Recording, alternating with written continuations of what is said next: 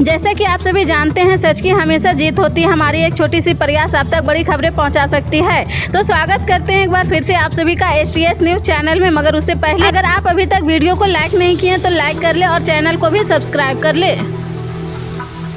जी हां, आपको बता दें, कर्नाटक के मुख्यमंत्री सिद्धारमैया ने अधिकारियों को राज्य में चल रहे कथित फेक न्यूज अभियान की आपत्ति का पता लगाने का आदेश दिया है। उनके कार्यालय में मंगलवार को एक बयान में यह जानकारी दी है। बयान के अनुसार राज्य में नई कांग्रेस सरकार के सत्ता में आने के बाद सोशल मीडिया प्लेटफॉर्म पर चल रहे फेक न्यूज के खिलाफ अभियानों के बाद यह आदेश जारी किया गया है। अधिकारियों ने झूठी खबरें फैलाने वालों की पहचान करने और उनके खिलाफ कानूनी कार्रवाई शुरू करने का भी निर्देश दिया है। भारत में बढ़ते हवाई किराए को लेकर कुछ दिनों पहले कांग्रेस पार्टी ने केंद्र सरकार पर निशाना साधा है। कांग्रेस नेता के केशव वेणुगोपाल और पी चिदंबरम ने भारत में तेजी से बढ़ रहे हवाई किराए की बढ़ोतरी पर मोदी सरकार को घेरा। कांग्रेस नेताओं ने केंद्र सरकार को घेरते हुए कहा कि भारत में हवाई किराए नियंत्रण से बाहर है। प्रधानमंत्री नरेंद्र मोदी मंगलवार को अपने 4 दिवसीय अमेरिका यात्रा के लिए रवाना हो चुके हैं। यह उनकी 6ठी अमेरिकी यात्रा है। अमेरिकी राष्ट्रपति जो बाइडेन और अमेरिकी की फर्स्ट लेडी जिल बाइडेन के आमंत्रण पर पीएम मोदी अमेरिका की यात्रा पर निकले हैं। इस यात्रा की खास बात यह है कि दूसरी बार अमेरिकी कांग्रेस से ज्वाइंट सेशन को संबोधित करने वाले पीएम मोदी देश के पहले प्रधानमंत्री बनेंगे। चक्रवात बिपरजॉय ने गुजरात में भारी तबाही मचाई है। किसानों को भी इससे काफी नुकसान हुआ है। तटीय इलाकों में केसर, आम और खजूर की फसल पूरी तरह तबाह हो गई है। तूफान के चलते मवेशियों की भी बड़ी स्तर पर मौत हुई है। राज्य सरकार ने इन किसानों को हुए नुकसान पर मुआवजा देने का फैसला किया है। गुजरात के तटीय इलाके में तकरीबन 2 लाख टन से अधिक केसर आम उगाए जाते हैं। ऐसे में इसकी खेती करने वाले किसानों की फसल बड़े पैमाने पर तूफान के चलते बर्बाद हुई है। सीएम एकनाथ शिंदे और डिप्टी सीएम देवेंद्र फडणवीस ने भले ही विज्ञापन मामले को सुलझा लिया हो, लेकिन महाराष्ट्र में अभी भी शिंदे बनाम फडणवीस वाला टॉपिक ठंडा नहीं पड़ा है। बीजेपी अभी भी लोकप्रियता को लेकर शिंदे और फडणवीस की तुलना पर हमले की मूड में है। मंगलवार को भाजपा के मुख्य प्रवक्ता ने शिंदे खेमे की आलोचना करते हुए एक लेख लिखा है। इसमें उन्होंने चेतावनी वाले अंदाज में कहा कि हम 2024 की जंग जीतना चाहते हैं, अहंकार में मत पड़ो और गठबंधन के बीच दरार न पैदा करो। रूस यूक्रेन युद्ध को 16 महीने हो चुके। दोनों ही देशों ने युद्ध से भारी नुकसान उठाया है। बावजूद कोई भी देश युद्ध से अपने कदम पीछे हटाने को तैयार नहीं है। लिहाजा रोजाना युद्ध के मैदान में बम और मिसाइलों की बारिश हो रही है। यूक्रेन पर हमला करने के लिए रूस ने ड्रोन, बमों और मिसाइलों का बाखूबी इस्तेमाल किया है। इसमें यूक्रेन की राजधानी कीव थर्रा उठी है। मगर रूस को मंगलवार को उस वक्त करारा झटका लगा है जब बहादुर यूक्रेनी सैनिकों ने हमले के रूप में 35 से 32 ड्रोन को मार गिराया है। विपक्षी दलों की 23 जून को पटना में होने वाली महाबैठक में देश के तमाम भाजपा विरोधी नेता शामिल होंगे। पश्चिम बंगाल की मुख्यमंत्री ममता बनर्जी इस महाबैठक से एक दिन पहले ही पटना पहुंच रही। पश्चिम बंगाल की मुख्यमंत्री ममता बनर्जी 22 जून को पटना पहुंचेगी। कहा जा रहा है कि ममता बनर्जी भीतर खाने में बड़ी रणनीति बना रही है। उनका एक दिन पहले पटना आना उसी रणनीति का हिस्सा माना जा रहा है। मणिपुर में बीते 3 मई की रात से हिंसा की शुरुआत हुई थी। उसके बाद प्रशासन ने 4 मई से इंटरनेट सेवाओं पर प्रतिबंध लगा दिया था। राज्य में जारी हिंसा को देखते हुए सरकार ने हाल ही में 20 जून तक इंटरनेट पर बैन लगा दिया था। अब इंटरनेट सेवाओं को लेकर मणिपुर हाईकोर्ट ने जनहित याचिका दायर की गई है। इस याचिका पर सुनवाई करते हुए कोर्ट ने कुछ जगहों पर सीमित इंटरनेट सेवाएं देने का अंतरिम आदेश दिया है।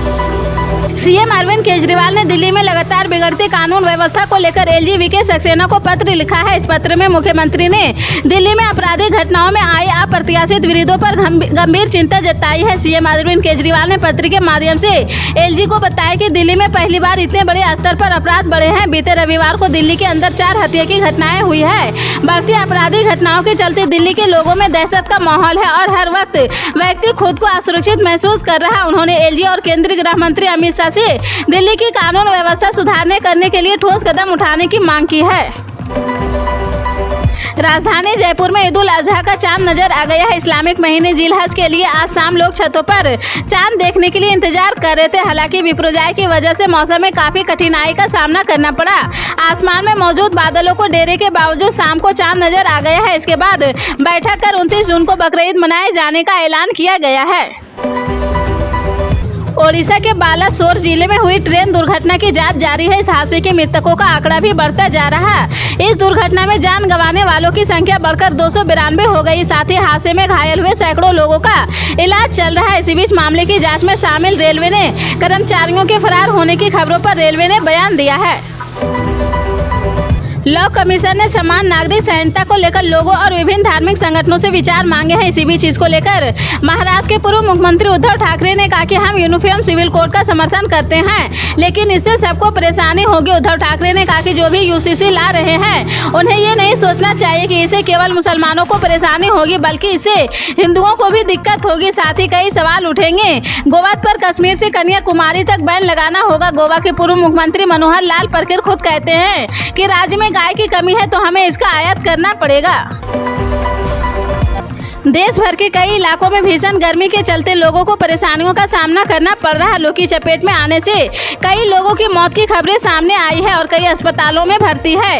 इसी बीच दिल्ली में केंद्रीय स्वास्थ्य मंत्री डॉक्टर मनसुख मंडाविया ने इसे लेकर एक बैठक बुलाई है। इस उच्च स्तरीय बैठक में सार्वजनिक स्वास्थ्य तैयारियों की समीक्षा की गई है। स्वास्थ्य मंत्री मनसुख मंडाविया की बुलाई गई इस बैठक में तमाम बड़े अधिकारी मौजूद रहे थे। कर्नाटक सरकार अन्ना भाग्य स्कीम को लागू करने को लेकर तत्पर है। इसी के मद्देनजर कर्नाटक अब पंजाब, छत्तीसगढ़ और अन्य पड़ोसी राज्यों से अनाज खरीदने की योजना बना रहा। कर्नाटक के उप मुख्यमंत्री डीके शिवकुमार ने बेंगलुरु में कहा कि हमें पंजाब, छत्तीसगढ़ और अन्य पड़ोसी राज्यों में बात की है। हम उनसे अनाज खरीदने जा रहे हैं। मैं केंद्र सरकार से अनुरोध करता हूँ कि गरीबों के पेट पर राजनीति ना करें। आप अपना चावल नहीं दे रहे हैं, यह किसानों का चावल है। हमें किसी से मुफ्त चावल नहीं चाहिए। कर्नाटक सरकार खरीदने से सक्षम है। प्रधानमंत्री किसान सम्मान निधि पाने के लिए पात्रों को पंजीकरण कराने व खामियों को दूर करने का राज्य सरकार ने एक और मौका दिया है। पात्रों की खामियों को दूर करने के लिए राज्य सरकार ने शिविर की तय समय सीमा बढ़ा दी है। शिविर को अब 23 जून से बढ़ाकर 24 जून से आगे भी जारी रखने में फैसला किया गया है। पीएम किसान लाभार्थी स्पष्टीकरण शिविर कैंप उत्तर प्रदेश के सभी विकास खंडों के राजकीय बीज भंडार पर लगाए जाएंगे। उत्तर प्रदेश में पुलिस प्रशासन माफिया व अपराधियों पर नकेल कसने से कोई कोर कसर नहीं छोड़ रहा है। इसी क्रम में गोरखपुर में प्रदेश के 61वें जिले के टॉप 10 माफिया की सूची कुमार राजेश यादव के अवैध निर्माण पर बुलडोजर की कार्रवाई चल रही है। पुलिस प्रशासन के साथ ही डीजीए व नगर निगम की मौजूदगी में माफिया के 4.5 करोड़ के पुश्तैनी मकान पर यह कार्रवाई की जा रही है। जेल में बंद माफिया ने गुलरही क्षेत्र में अवैध तरीके से निर्माण कराया है। यूपी की राजनीति में जातीय व क्षेत्रीय समीकरण के आधार पर बाजी मारने वाली समाजवादी पार्टी और बहुजन समाज पार्टी लोकसभा चुनाव से पहले नए जातीय समीकरण बैठक कर खोया रुतबा पाने की जुगत में है। सपा ओबीसी व मुस्लिमों के साथ दलितों को साधने में जुटी है तो बसपा दलितों के साथ ओबीसी व मुस्लिमों के साथ रही। दोनों पार्टियों की नजर एक दूसरे के वोट बैंक पर है। दिल्ली के मुख्यमंत्री और आम आदमी पार्टी के राष्ट्रीय संयोजक अरविंद केजरीवाल ने मंगलवार को कहा कि राष्ट्रीय राजधानी सिविल सेवा प्राधिकरण बेकार है। उन्होंने कहा कि केंद्र के अध्यादेश के खिलाफ वे सुप्रीम कोर्ट जाएंगे। सीएम अरविंद केजरीवाल ने राष्ट्रीय राजधानी सिविल सेवा प्राधिकरण की बैठक के बाद कहा कि सेवाओं को लेकर केंद्र के अध्यादेश में दिल्ली के मुख्य सचिव को मंत्रिमंडल से ऊपर रखा गया है। लोकसभा चुनाव में बीजेपी और नरेंद्र मोदी सत्ता में बेदखल करने के लिए बिहार में सीएम नीतीश कुमार विपक्षी पार्टियों की एकजुटता बैठक करने जा रहे हैं। 23 जून को यह बैठक में पटना में होगी, लेकिन बैठक से पहले ही सभी दल इस बैठक के जरिए अपना अपना एजेंडा साधने में जुट गए हैं। साथ ही अपने अलग अलग पोस्टर लगाकर खुद को महत्वपूर्ण दिखाने की कोशिश कर रहे। फिलहाल बिहार में लगाए गए सपा अध्यक्ष अखिलेश यादव और आप संयोजक अरविंद केजरीवाल के पोस्टर और उनके बयानों से यही साबित हो रहा है। मुख्यमंत्री भूपेश बघेल ने अपने निवास कार्यालय में गोधन न्याय योजना के हितग्राहियों के खाते में 12 करोड़ 72 लाख रुपए की राशि का अंतरण किया है। बता दें कि 1 जून से 15 जून तक गौठानों में पशुपालक ग्रामीणों किसानों भूमिहीनों से खरीदे गए 2.40 लाख क्विंटल गोबर के एवज में 4 करोड़ 79 लाख रुपए का ऑनलाइन अंतरण किया गया है। वहीं गौठान समितियों को 4.67 करोड़ रुपए और महिला समूहों को 3.26 करोड़ रुपए की लाभांश राशि का मुख्यमंत्री ने भुगतान किया है। उत्तर प्रदेश पुलिस भर्ती एवं प्रोन्नति बोर्ड 52,699 कांस्टेबल पदों के लिए डायरेक्ट भर्ती करने जा रहा है, जो राज्य पुलिस के इतिहास में सबसे बड़ा भर्ती अभियान है। लिखित परीक्षा एवं अन्य भर्ती संबंधी काम के लिए उत्तरदायी कार्यपालक संस्था के चयन के लिए निविदा 15 जुलाई तक प्रकाशित की जाएगी। संस्थान का चयन होते ही लिखित परीक्षा आयोजित की जाएगी, जो इस साल के आखिरी तक आयोजित की जानी है।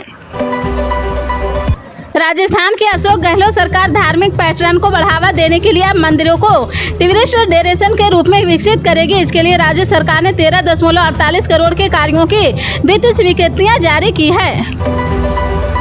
देश के कई राज्यों में तेज गर्मी और लू से होने वाली मौतों को लेकर केंद्र सरकार एक्शन में आ गई है। केंद्रीय स्वास्थ्य मंत्री मनसुख मंडाविया ने मंगलवार को उच्च स्तरीय बैठक की है, जिसमें हीटवेव प्रभावित राज्यों में केंद्रीय टीमें भेजने का फैसला किया है। विश्व स्वास्थ्य संगठन ने अफ्रीकी देश गाम्बिया सहित दुनिया भर में 300 लोगों की मौत का जिम्मेदार ठहराते हुए भारत के 7 कप सिरप बनाने वाली कंपनी को बैन कर दिया है। वहीं इस मामले पर केंद्रीय स्वास्थ्य मंत्री मनसुख मंडाविया ने कहा कि नकली दवाओं पर कतई बर्दाश्त नहीं की जाएगी। उन्होंने कहा कि दवाओं की गुणवत्ता सुनिश्चित करने के लिए व्यापक जोखिम आधारित विश्लेषण किया जा रहा है। भारत दवाओं की गुणवत्ता से काफी समझौता नहीं करेगा। नकली दवाओं से किसी की मौत न हो, इसके लिए हमेशा सतर्क हैं। इसी तरह की पल पल के अपडेट जानने के लिए जुड़े रहें आप अपने NTS न्यूज चैनल से। मिलते हैं अगली बड़ी खबर के साथ, तब तक के लिए जय हिंद।